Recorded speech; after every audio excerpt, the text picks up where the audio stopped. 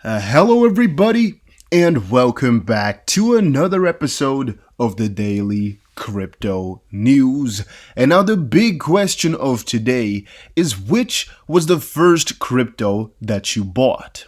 Was it Bitcoin, like most people, or was it XRP or VeChain? Which one was it? Put it in the comment section down below, and also consider subscribing so you get the most important news as soon as possible.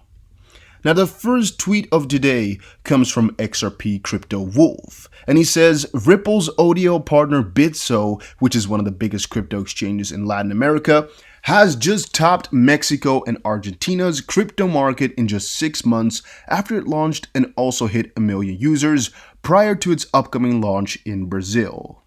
Now, this is really amazing, a 1 million user user base, because they're working with Ripple with ODL, that means XRP, and coming up in Brazil, just a lot of amazing stuff for an exchange partnered up with Ripple, and that's really, really good for us because, of course, that broadens the use case. Santander adds several available regions for app in partnership with Ripple. Massive retailer bank Santander recently broadened compatible regions for its OnePay FX app in collaboration with Ripple.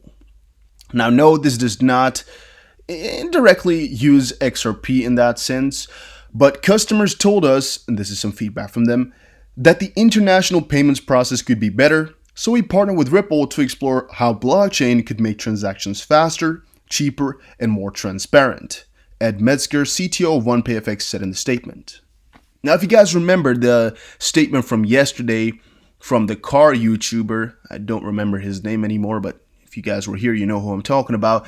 This exactly showcases why a lot of these banks and financial institutions will want to partner up with Ripple and actually must in the end to make sure they're part of this ecosystem, make sure they're part of the newer world, because it's not going to be acceptable anymore to have a payment take more than, an hour. That's going to be not the standard. It's going to be crazy. It's going to be strange if they don't tell you the status of your payment. If you have to wait for an update, if they don't know exactly where your money is right now, if it's all in an automated system where people don't really know exactly what's going on, it's going to be strange, right? And the more and more partnerships that Ripple has been getting, the more and more the standard is going to become, which in my opinion is only good vibes, only good things. Metzger explained, and I quote, "Ripple helps us directly address the issues raised by our customers, whether they are putting down a deposit on a holiday rental or paying a foreign supplier. They exactly see how much will arrive when they're making the payment and have certainty about when it will get there." And again, this is amazing. He also quotes or says that Ripple is improving their tech and everything, or I guess Ripple's just helping them out. That's basically what he added at the bottom. Someone just placed a massive 18 million Bitcoin buy order to prevent Bitcoin from crashing to zero.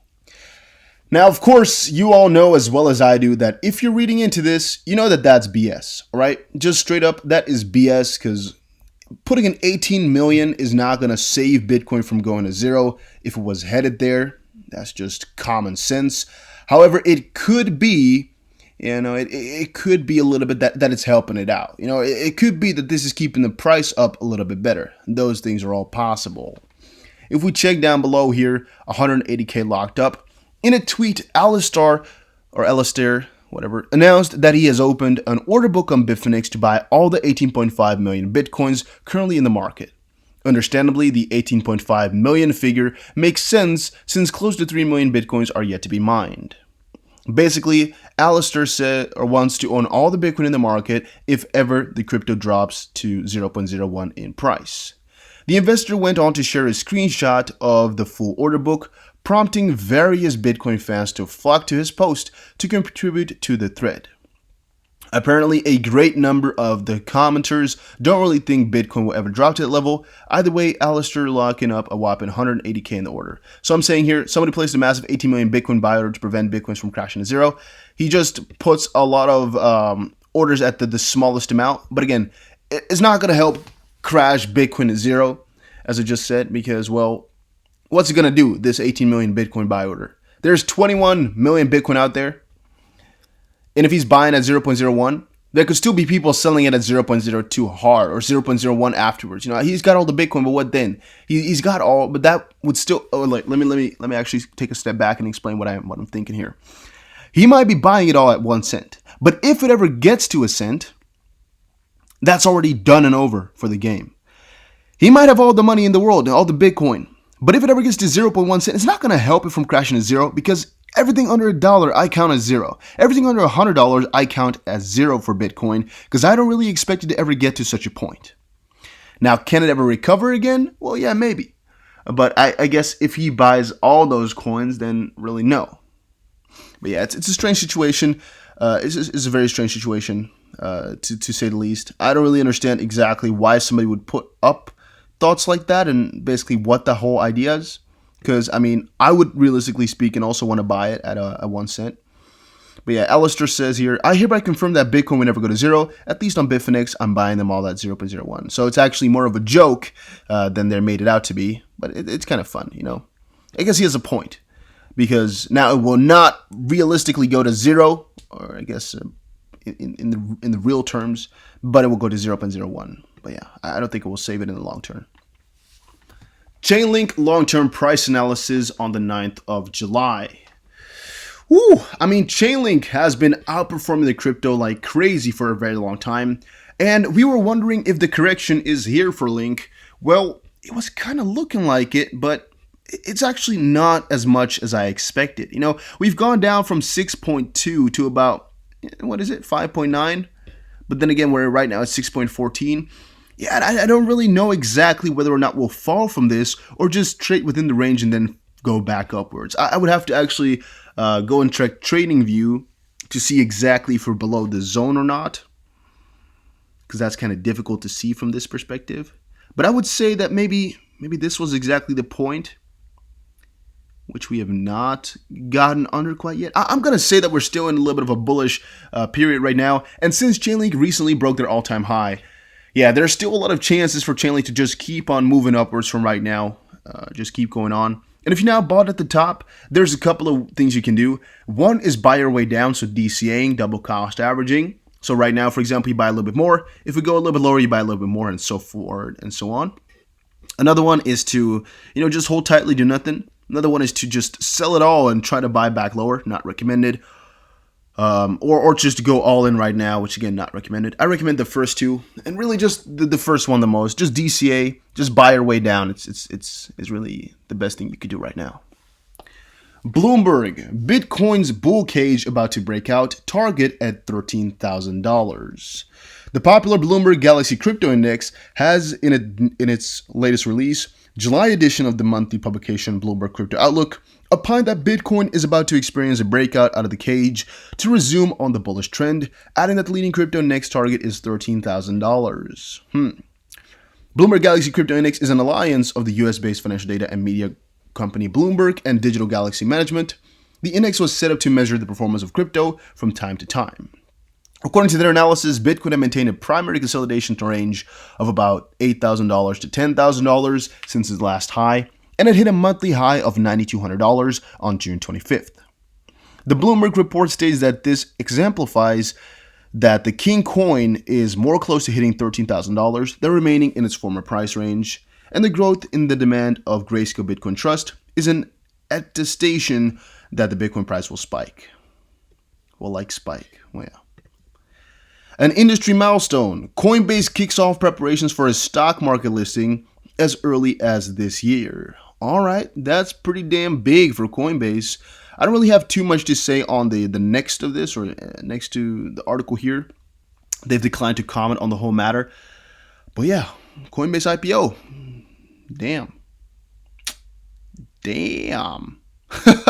Didn't expect it to come out this soon, but I'm sure as hell buying into it if I can. I'm just really kind of afraid it's going to already start very, very high.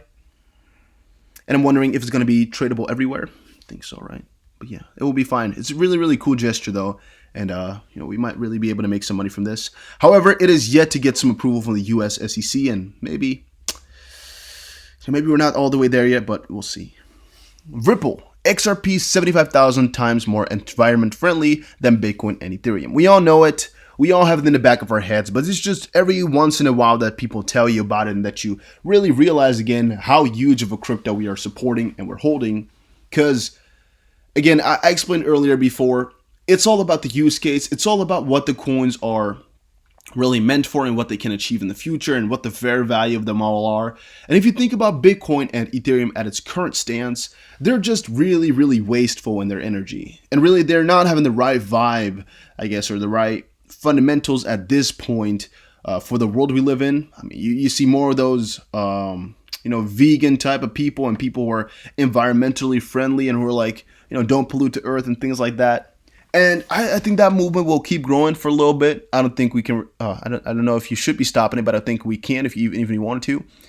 And with that, there will also be more people going to be adopting that and thinking like that. And in the end, more and more people will hate on Bitcoin spending so much energy to keep it running, which is just interesting, which causes the intrinsic value of Bitcoin, which makes it, in my opinion. But it doesn't really do good for the world, and I don't really understand why it will be necessary to do that much electricity consumption. So yeah, I think we'll just fade away piece by piece.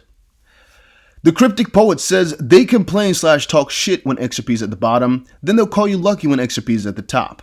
But they'll never know the dedication and endurance that it took to hold during the bear markets. Hold and you will be rewarded. My 2 cents on that is, it's very difficult to hold in a crypto when it's actually down. Anybody knows that it's... Oh, by the way, guys, I just got a notification from Adidas that I could have bought some Yeezys, but I'm too late. So yeah, if you were wondering, I do buy my sneakers from time to time. But I just, I messed up for a second here because I wasn't in time. Yeah, that's my bad. That's my bad. That's my bad. If only I were smarter or quicker. You only get 30 minutes, and that's the bad part. And you can sometimes make a quick buck off of it, so it would have been nice to get, but... All right, that's just my struggle. Oh, I hate myself for making this video instead of buying the shoe. But all right, they complain and talk shit. Yeah, the point of all of this is it's very hard to hold through.